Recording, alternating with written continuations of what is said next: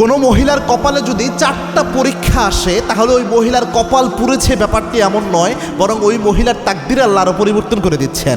4টা পরীক্ষার মাধ্যমে আল্লাহ রাব্বুল আলামিন তার সম্মান বাড়িয়ে দিতে পারেন। সুবহানাল্লাহি বিহামদি। খুব চমৎকার একটা বিষয়।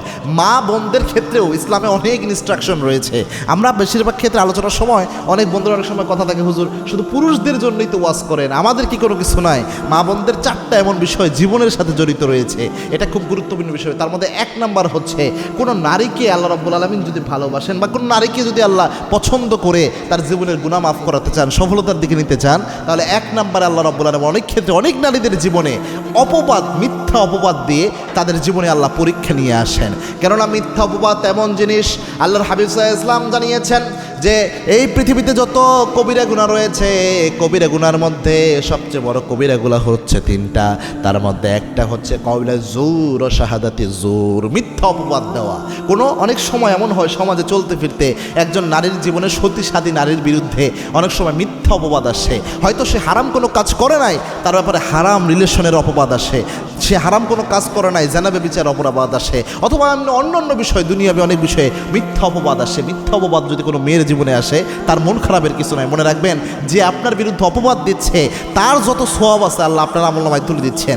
আপনার যদি কোনো গুনাহ থেকে থাকে, ওই গুনাহগুলো ওই ব্যক্তির আমলনামায় অটোমেটিক চলে যাচ্ছে, এটা দিয়ে আপনার গুনাহ ঝরে যাচ্ছে। এজন্য মন খারাপ করবেন না। 2 নম্বর, অনেক সময় পরীক্ষা হয় মেয়েদেরকে অবহেলার মাধ্যমে। কিভাবে? একজন নারী যেহেতু ঘরের পরিবেশে থাকে এবং আল্লাহ রাব্বুল আলামিন ন্যাচারালি নরমালি একজন পুরুষের অধীনস্থ নারীদের করে দিয়েছেন, আর রিজালু কাওয়ামুনা আলান নিসা। এই ক্ষেত্রে অনেক ক্ষেত্রে অনেক মেয়েরা তার স্বামীর কাছে অবহেলার শিকার হয়, তার স্বামীর পরিবারের কাছে অবহেলার শিকার হয়, অবহেলিত, তুচ্ছ তাচ্ছিল্য, কষ্ট ক্লেশে তার জীবনটা কাটে। এটাও অনেক নারীর জীবনে পরীক্ষা হিসেবে আসে। কেননা এই অবস্থায় আল্লাহ দেখতে চায় ওই বান্দি কতটুকু ধৈর্য ধারণ করে।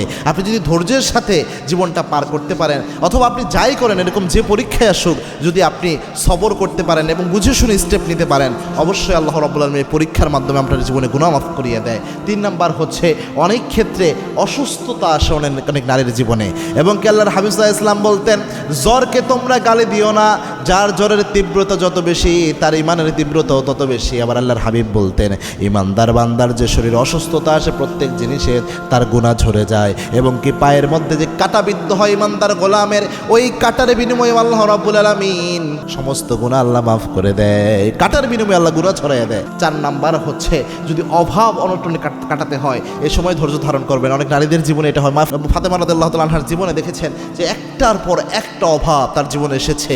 সুতরাং এটা আল্লাহর দেওয়া পরীক্ষা, এক্ষেত্রে ধৈর্য ধারণ করতে হবে।